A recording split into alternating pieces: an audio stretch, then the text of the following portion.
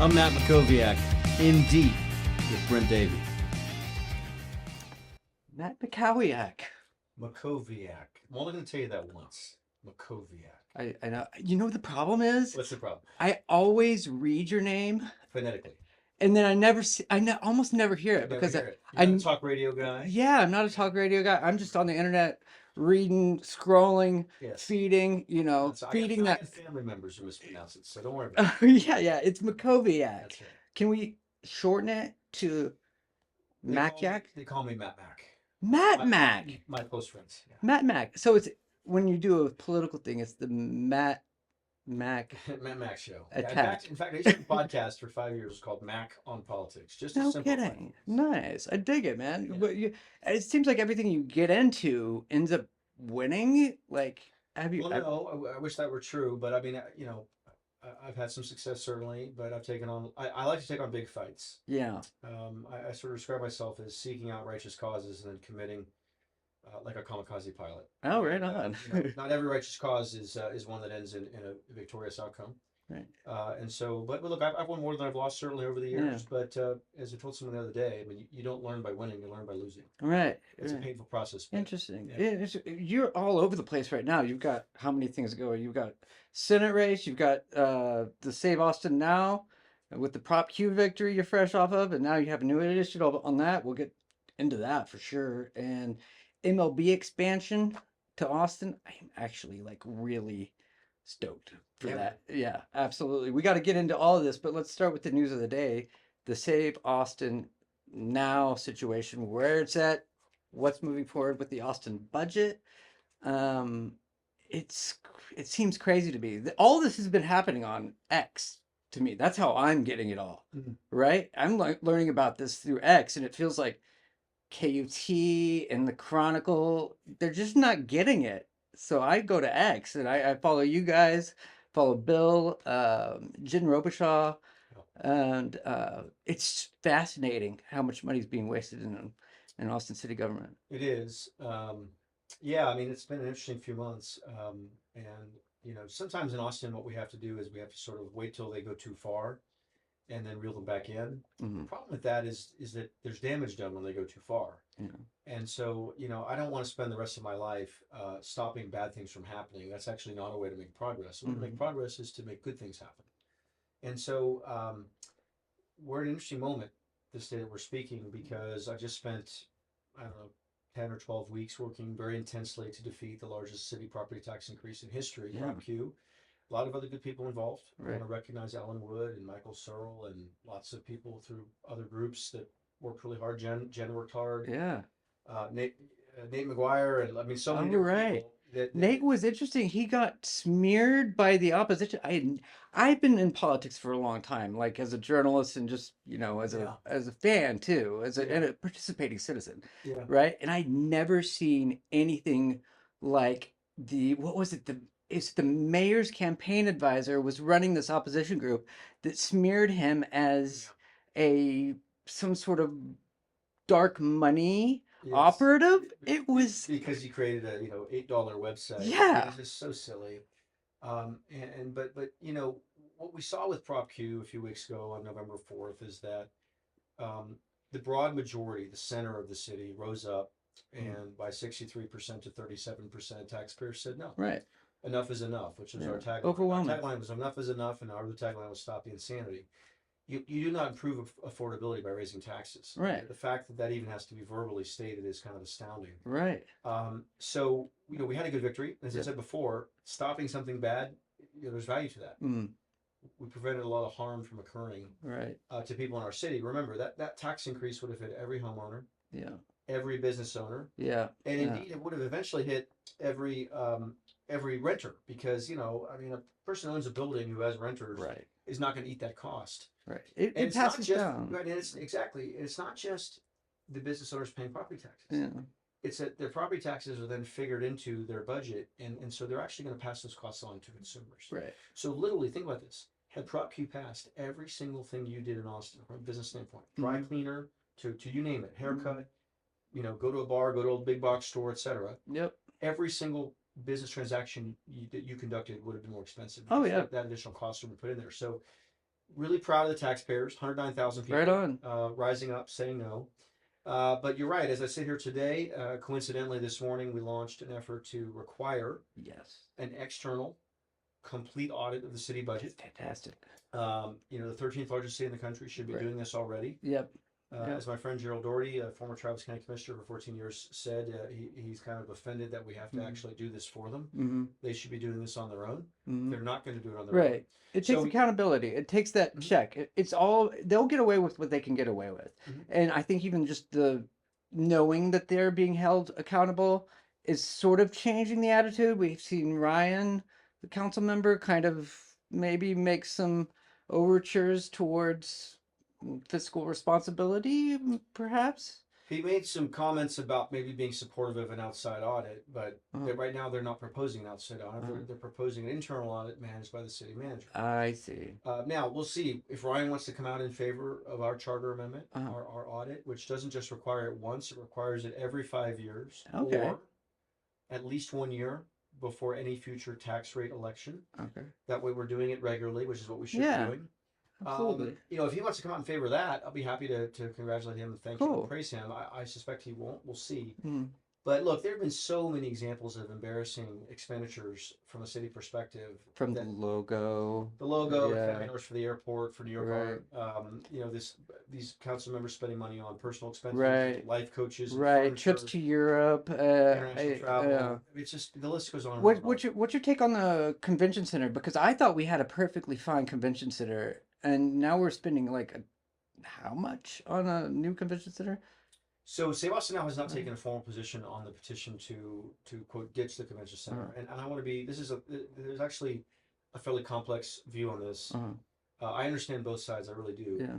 I went through the Leadership Austin program I think in 2016, and one of the things I learned when I did that was, tourism really funds not just a large part of our economy, but it actually funds very specific things. In fact, the hotel occupancy tax funds a program that actually gives money to artists in our community, musicians. Oh yeah. And other things. And well, that's me. but so the challenge we had in Austin is that our convention center was inadequate for the size of our city, particularly with the growth we were having. Oh right. So we weren't able to compete with cities that were in our sort of size category. New Orleans, Nashville, Las Vegas. We were competing with cities kind of one level below that. I see. And so what you've seen in Austin is you've seen a pretty explosive growth in the amount of hotel beds downtown. I want to say it's maybe over 1,000 now. It might be far more than that, actually. Maybe more like 10,000 now that I think about it. JW Marriott by itself, I think, has 2,000 beds. But, it's huge. But to sustain the economic model for hotels that size, you have to be able to have enough conventions. So, look, I think the desire to expand the convention center was actually a good idea. Oh, okay. Now, that said, I don't have a lot of trust for our former mayor, Steve Adler, who was there for 2 terms. I think he was the right. mayor He's of the Cancun guy, right? He was telling everybody to stay home. Cabo. It was Cabo. Cabo during Cabo. Yeah. He's like, stay home, and then he's just like, the why in Cabo? Dissidence of taping a video as mayor of a city while you're in Cabo or telling people to stay home when you're not doing it. It was enraging. It was. But Adler, look, there's a lot of allegations and I think smoke around that convention center. And people that I trust have raised questions about whether the economics of it makes sense. It is a debt bomb. It does lose money. Lost money in the current way. It's going to lose money in the future. Yeah. There may be a better way to do it. Yeah. I'm interested to see whether that gets on the ballot. The city clerk denied it, petition on the ballot, making the argument. I think it was 494 votes short. I can tell you the people that collected the petitions believe they were more than 1,000 than they needed. So that's going to go through the courts, and that'll get resolved, and it'll either be on the May ballot or it won't. Interesting. Okay. And so I'll be, watching that closely, and certainly, look, our city needs to start doing things better. Right. And if we're going to, take on additional debt and additional burdens to expand our convention center, then the convention center needs to work. The math needs to pencil. Yeah. It needs to be done the right way. And so, look, I think both sides in that issue are going to make their case for why, people should vote one way or the other. I want to watch that and see how it develops. That's really it's not sort of my issue. My issue was Prop Q. Now it's the audit.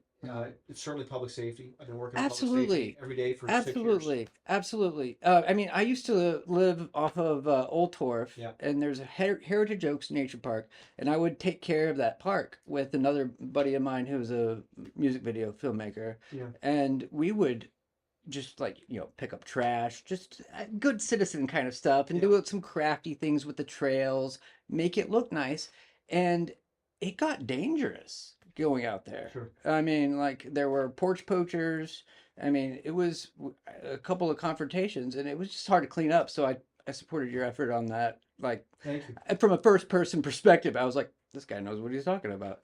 Yeah, I appreciate it. I mean, people see me as a Republican because I'm active Republican at the state and national level. At the local level, I really am not partisan. Yeah. And look, this city's 20% Republican, so I don't have some grand scheme to turn us to Republican. It wouldn't be possible if I did. Right. What I care about at the local level, I grew up here. Yeah. I moved here when I was 4 years old, 1984. I went to a national blue ribbon elementary, middle, and high school, Laurel Mountain, Canyon Vista, Westwood. I then went to UT. I have immense gratitude for the city. Absolutely. And when I grew up here in the 80s and 90s, it was a fantastic place to grow up. Yeah.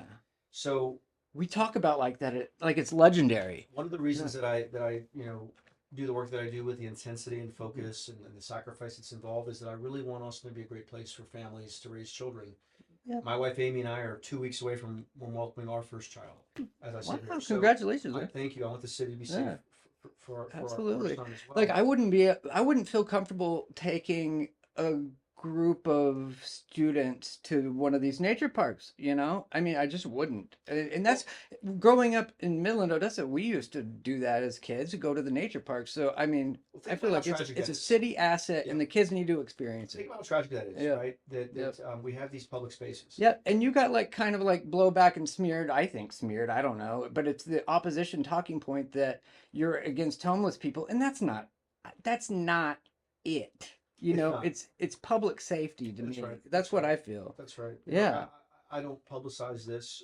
My wife Amy and I do help people who are in desperate situations. We actually just adopted a family that's not homeless but is in really tough financial shape for Christmas. We're doing their Christmas presents. Look, and I hope other people that might watch this that have a compassionate heart might find people in desperate situations and try to help them too. I'm sure a lot of people do. There's great organizations like Community First Village that people can support, and other things.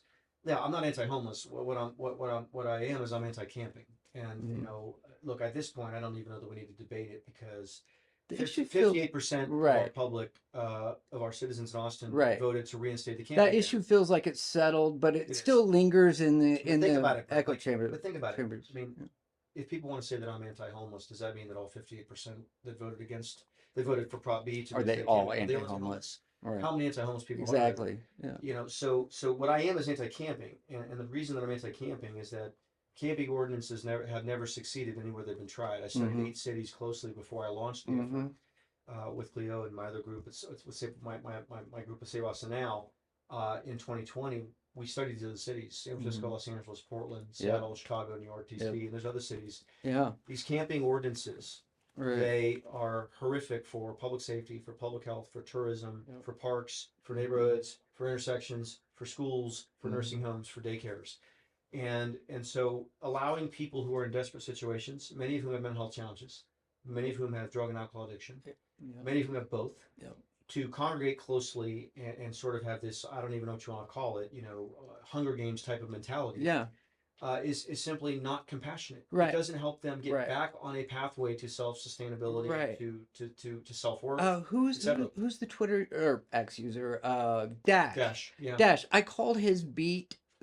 Just talking with one of my editors. I called his beat the Barbarians in the Woods beat, because that's what it kind of feels like. That they've developed their own subcultures out there in these campgrounds, and it is very dangerous. And if you approach them, it's you better be prepared, and he's encountered some risky situations, I'm sure. He's showed immense courage, and I know he's had some health challenges. His wife's that's true. I saw it. Yeah, have a lot of compassion and care for those folks.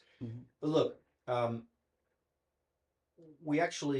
there's no reason to be hopeless about the issue of homelessness. Right. There is also no silver bullet solution to it. It's a vexing, thorny, complicated, challenging problem. Right. You cannot solve it. Right. What you can do is you can mitigate it. You can minimize it. You can be very efficient and effective with the policy that you have. And I think that from our standpoint at Save Austin Now, what we believe is housing first, meaning you can't tell someone they can't camp unless you have a housing solution ready for them, is not the right approach. Doesn't mean we don't want people in safe places. We do. Right. But you have to have a treatment first approach. Exactly. Because look, if someone is on drug and alcohol addiction, if they're dealing with that, or if they're not on their mental health treatment plan, Right. if you give them an apartment or a hotel room or a safe place to be, they're not going to be making good decisions. Can you hold that thought, Matt? Because I've got a very special aside. This entire production is filmed in the garage of a transitional sober living home, and every single sober person working on this production is a recovering addict. The theme song, the camera work, the set design, you name it, a sober person made it. Or we bought it at Goodwill, because that's a thing we do. This time last year, I was experiencing homelessness, and oh boy did I experience it. Often camping in parks and living in motels that nobody wants to live in. Today, I identify as a recovering alcoholic experiencing recovery in recovery, and I'm sitting on a luxurious microfiber sofa. I do feel pretty good, but that's probably just the sobriety talking. Honestly, recovery is the best thing that's ever happened to me, and I've met Winona Ryder, so that's saying quite a lot. No offense, Winona, call me. If you have a substance problem and you're thinking about getting sober, do whatever you need to do it. You will not regret it. The only downside that you may have is sobering realizations aren't sobering anymore. My realizations now come installed fully sober. They are boring, plain old realizations. They can't get any soberer.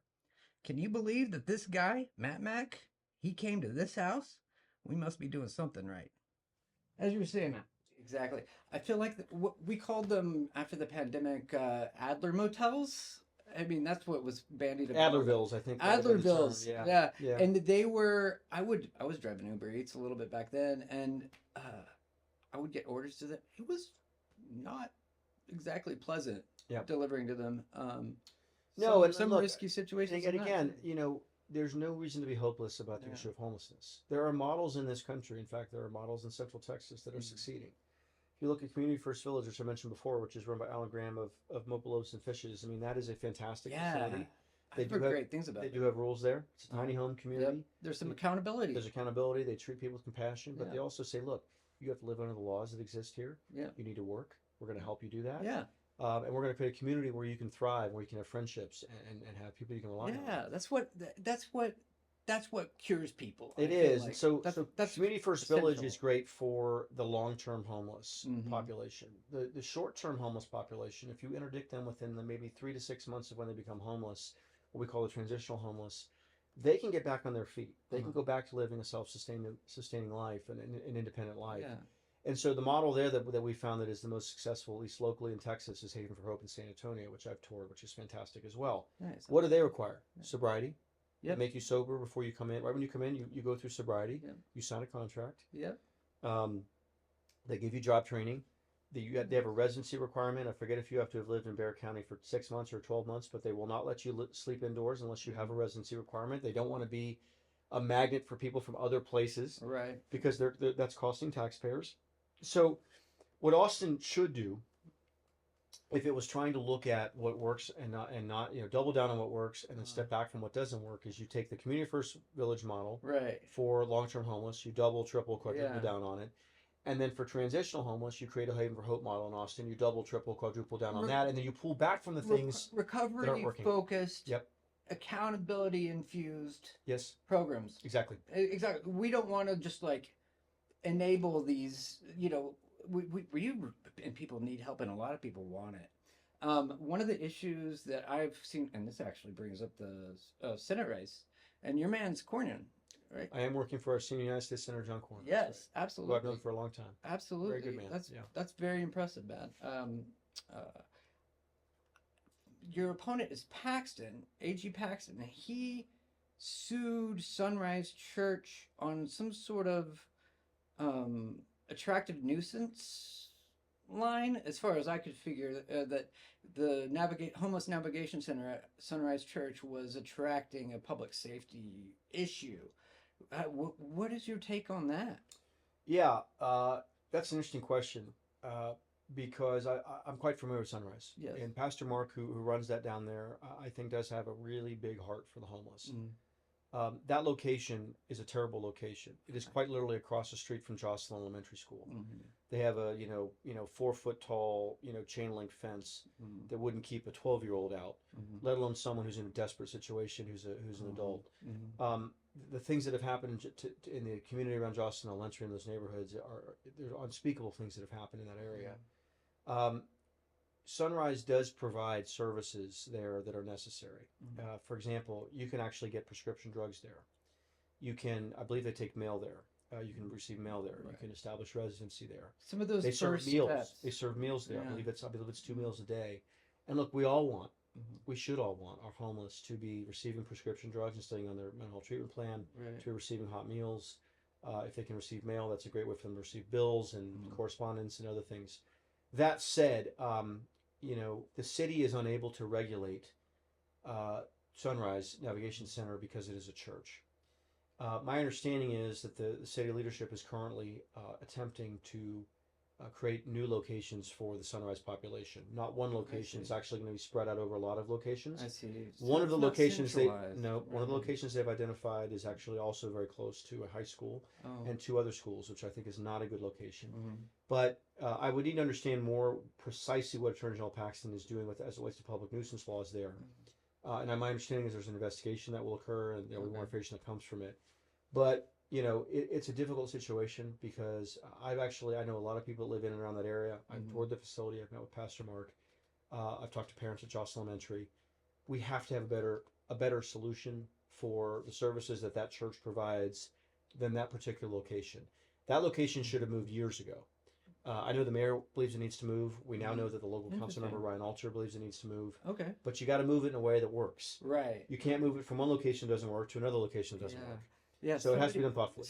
It's right also by that Target right there, and underneath that overpass. Somebody jumped in front of my vehicle, and I couldn't tell if it was like a scam kind of thing or. These are scary situations. Yeah.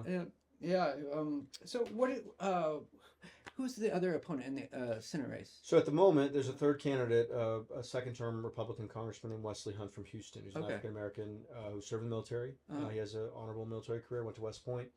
He's had I think a fairly insignificant legislative record for 2 terms in Congress. Missed a lot of votes. Not passed many bills. We'll see how committed he is to this year's Senate race. He kind of came out of nowhere to me. Like I hadn't really seen him on the radar.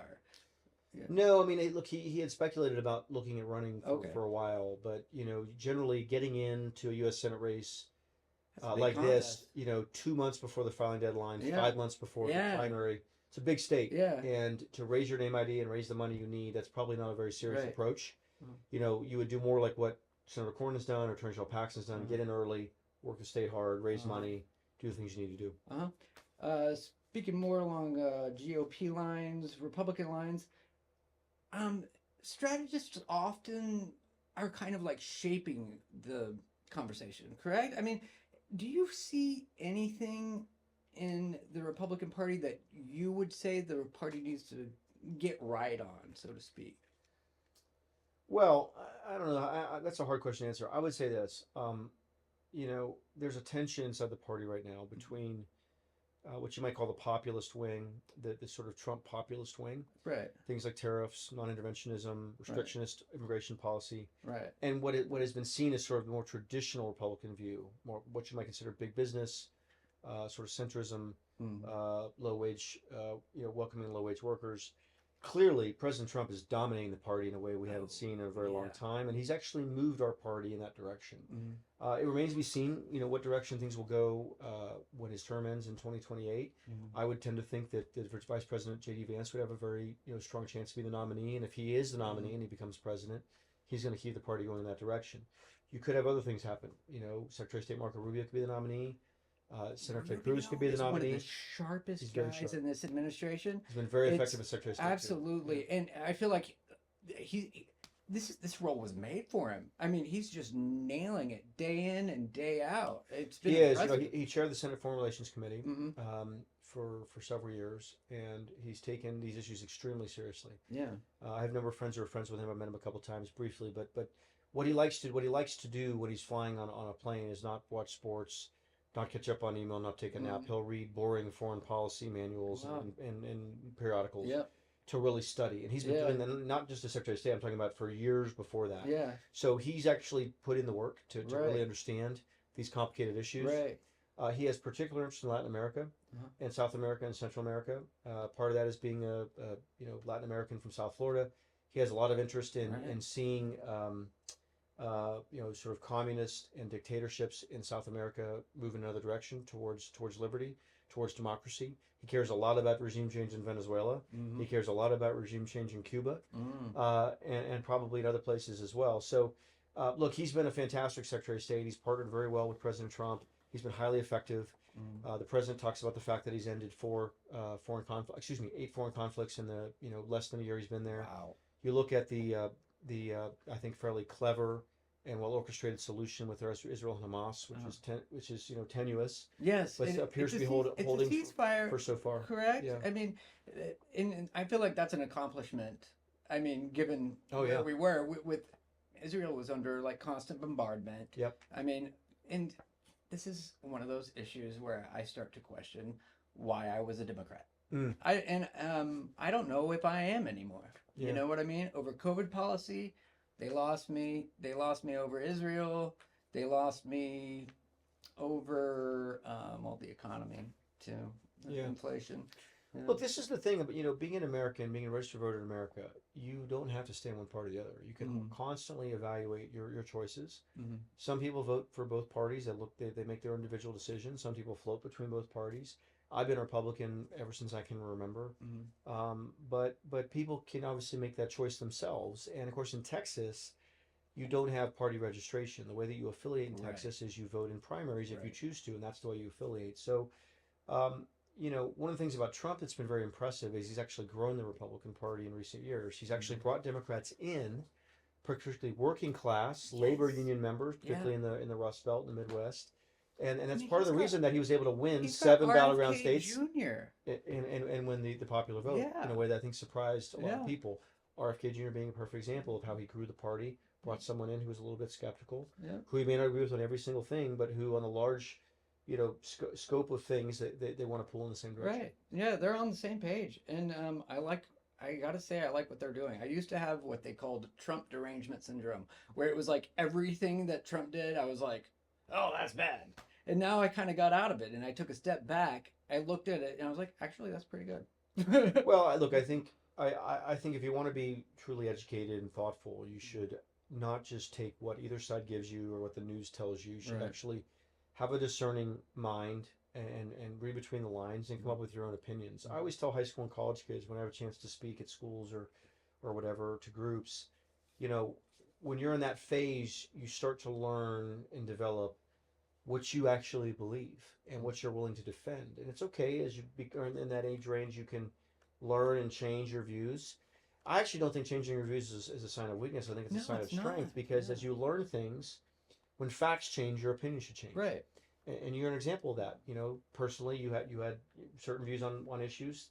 Things happened. Parties took positions, and you changed. Right. That doesn't make you right or wrong, but it makes you convicted about what you believe now. Right. And so the job that parties have and candidates have within parties is to develop positions, defend those positions, educate people about their positions, and then go be persuasive and win the vote. Margaret Thatcher, the first female prime minister of Britain, used to say, first you win the argument, and then you win the vote. Then you win the vote. And that is the thing. Political figures, whether it's in nonpartisan things like Austin or partisan things at the state or federal level, need to go out and make arguments. Yeah. And be persuasive. Discourse. Engage in discourse and debate. The Socratic method. It's a process. Yeah. And that's how we learn and that's how we grow. Yeah. And I think that a lot of that's been lost in the bipolar political sphere. It has. And speaking of that. Hey, this is Brint Davy here. We're cooking over here in the sober house, doing sober house cooking. And I'm here to tell you about a really good way to cook. Not like this guy. Gregory, what are you cooking? Look what he's cooking. He's cooking Spam. It's fried bologna. Fried bologna. Yeah. I mean, it smells like, I don't know. We can do a whole lot better than that. You got to get yourself a Marley spoon box. It's by Martha Stewart. She knows what she's doing. The recipes are fantastic. I think she writes them herself. I haven't been able to confirm it, but it sure feels like she does because it's like poetry. You're going to learn how to cook real good food. You're going to learn how to make a roux. That's how I learned. Martha Stewart taught me. You guys probably don't know this, but I made Martha Stewart famous in the 80s when I was 7. You can look it up on the internet. True fact. True facts. Click this link right here, right there, and you'll get a box of food recipes. Martha Stewart telling you what to do. It's that freaking easy. You can't really screw it up unless you're like me, in which case it will take you a little while. So do it. Don't be like this guy. Don't be like me. Nuh-uh. We can do better. I want to ask you where you think your senator is on issues like marriage equality and gay and lesbian rights. I got my career started in journalism covering the marriage equality beat, covering hate crimes, covering the fight for marriage equality through the courts and in politics. Yeah. And so has the GOP, in this particular, the Texas GOP, come around on it? Is it? Look, my memory is that the Texas GOP platform takes a traditional view of these issues. Mm-hmm. Now, that said, the Dobbs decision is pretty clear that obviously gay marriage is legal in America. Obergefell. Obergefell, sorry. Yeah. Obergefell, yes. Dobbs on abortion, sorry. Right. Obergefell on that, and then Dobbs on abortion, sorry. Obergefell, clarified that gay marriage is legal in America. And I think that broadly speaking, the public supports that. Yes, the polls do. Yes. Yeah, and look, I mean, I think the GOP continues to be a kind of a traditionally conservative party, or excuse me, a socially conservative party on traditional values and family values. But I would also say that President Trump has also, I think, been a bit of a big tent Republican in this area. Yeah, I Having agree. been in New York, something of a moderate early in his career. Yeah. And he certainly has, Right. high-profile gay people serving in roles. And Treasury Secretary. Romney is another example Richard of a Grenell. Republican from a more liberal state, Yeah. Massachusetts, and he was governor there when they got marriage equality ahead of the rest of us. Supported it. Well, look, the issue before Obergefell, the issue of gay marriage was a states' rights issue, Mhm. and honestly, before Dobbs, the issue of abortion was a states' rights issue, Mhm. and it's actually gone back to the states again. So look, parties are going to take positions. Most Republicans have a fairly traditional view of social issues. I think that's particularly true in Texas. Texas remains a red state. Mhm. It is dominated by Republicans. We haven't had a Democrat Yeah. win a statewide office in Texas since 1994. It's been a while. But certainly, attitudes on these issues are changing, particularly as younger people, grow as the culture changes, Yeah. and sometimes things go back and forth. I will say this: on the issue of life, what's actually very interesting is the segment of voters that is moving the most from the pro-choice position to the pro-life position is actually young voters. Oh, interesting. There's been a resurgence. I'm not quite sure if that's technology, if that's folks like Charlie Kirk that have made a difference. Right. I'm not quite sure what the answer or the reason is. Right. But so again, popular opinion will shift and on these issues over time. But generally speaking, I think most Republican officials in Texas take a fairly traditional view on social issues. Right on. Right on. Interesting. Okay. This is what I really. This is the only reason I got you here. All right. Major League Baseball Yes. expansion in Austin. Yes. What are the odds? Can it happen? Oh, it can happen. And for those out there that don't know, I mean, I started with my colleague Derek Fox working on this in February of 2024. Mhm. We engaged in a 4-month due diligence phase to understand how expansion would work, what it would cost, what the league's looking for, who's bidding, what's going on in Austin, what case we can make. Mm. And in July of 2024, actually All-Star Weekend in Arlington, Texas, Oh yeah. when the Rangers hosted an All-Star Weekend, we launched our effort. Sweet. So we've been off and running now for whatever it is, 20 or 21 months. Look, Austin is the largest city in the country Yeah. that doesn't have a top 4 sports franchise, meaning NFL, NBA, NHL. Right. We got the soccer team. We have soccer, we have F1, we have UT. These are great things. UT, right. But the top 4 sports are really a different level. And so, look, we have a very dynamic, fast-growing, thriving market. Uh-huh. We have a very strong corporate base. We have a very high Right. median net income. All those sweets. Yeah. We have a very good case to make. So Yeah. I think we have an excellent chance. There's Yeah. a lot we're working on. We've worked on real Cool. estate and stadium sites. You gotta get and lots of things. you gotta get some Texas baseball legends involved. I mean that would be terrific. We've talked to some of those folks. There's a pretty large baseball community in Austin, both of former UT players, but then also former Major League players. And so folks like Jake Arrieta and Mark Teixeira, we've talked to, and we're going to talk to lots of others as well. Wait, is Mark doing is he running for office somewhere? I thought He's running for Congress in a seat that's mostly in the Hill Country right now. Interesting. Yeah, it's an open seat. Yeah. Right on. Very cool, man. I hope that happens. When? Okay, timeline. If it does, when? So baseball has signaled that the commissioner wants to do this before his contract expires. When he's expected to retire, that's 2029. There's going to be a labor discussion about their labor agreement next year in 2026. I think that we'll probably have some clarity on expansion, timeline, franchise fee, process, deadlines, probably by the end of 2026. So we're going to continue working through the rest of next year to put the best effort together that we possibly can to maximize the chances we get a team. For people that want to learn more, atxMLB.com is the website. Sign up. Absolutely. I'm going to be following this like it's exciting, like glue. I'm a big Texas Rangers fan, and if we get a team here though, I'm willing. Do you have a team? Is it Rangers, Astros? As a Texan and someone who's lived in Texas since 1984, I do follow the Texas teams. My family on both sides is originally from Pittsburgh. Oh, and I'm a pretty massive Pittsburgh Steelers fan and Pittsburgh Penguins hockey fan. The Pirates have been hard to follow, I would argue, since the mid-'90s. Beautiful stadium, though. Beautiful stadium, very limited success. We have very poor ownership right now that doesn't spend money. So I do generally root for and follow the Rangers and Astros more. But if we're able to be successful in getting a team there, Austin will be my number one team. Yeah, absolutely. I would too. I'd be down. I'd be down. Yeah. All right. Are you ready to play a trivia game? Let's do it. Oh, yeah, man. All right. So the name of this game is Name That Strategist. Oh, dear. Okay. Are you familiar with the subject matter? We'll find out. Let's go. Let's put 90 seconds on the clock. I'm going to give you a piece of trivia about a strategist, and you'll name that strategist. All right. Right on. And we're off. This former Trump strategist has a tattoo of Richard Nixon on his back. Roger Stone. Right. My friend. This strategist claimed he bagged a prostitute by telling her the government had discovered life on Mars. I don't know. Also Roger Stone. Oh, really? Also Roger Stone. That sounds like Roger. Predating Stone. Yes. In the 90s, this strategist ran a simulated Martian biodome. In the 90s. Lee Atwater.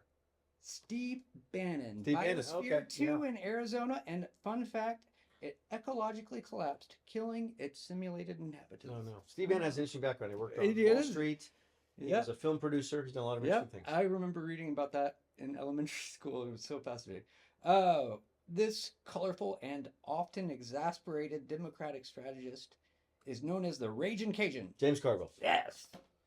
This strategist, known for his nonpartisan approach, coined the term triangulation. It means co-opting the opponent's issues. Yes, he worked for Clinton. Yeah, Clinton in the 90s. Thinking of his name. I'm blanking on his name at the moment. Dick Morris. Dick Morris, yes. I actually know Dick a little bit. Power Plays was the first political strategy book I ever read. Is that right? Book, by the way. Yeah. This dim strategist frequently appears in film and television in cameos, and she's playing a more effective version of herself.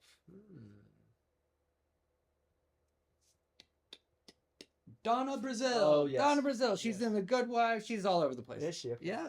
She gets a lot of. I watched The Good Wife. It's great. Good I show. love it. I love it.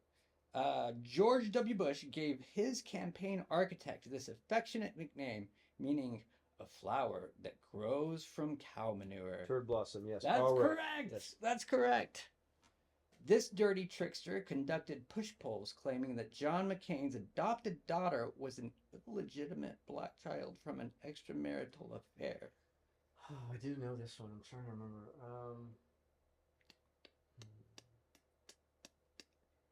remember. Was that Rove as well?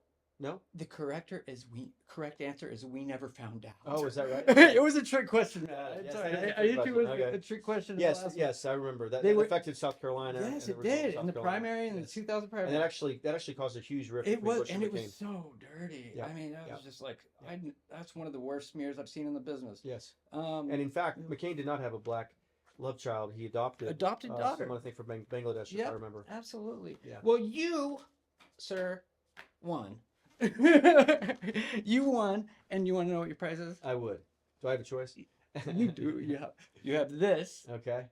This is a hand-woven, luxurious pussy hat from the 2017 Women's March Against I will Trump. not be putting that on.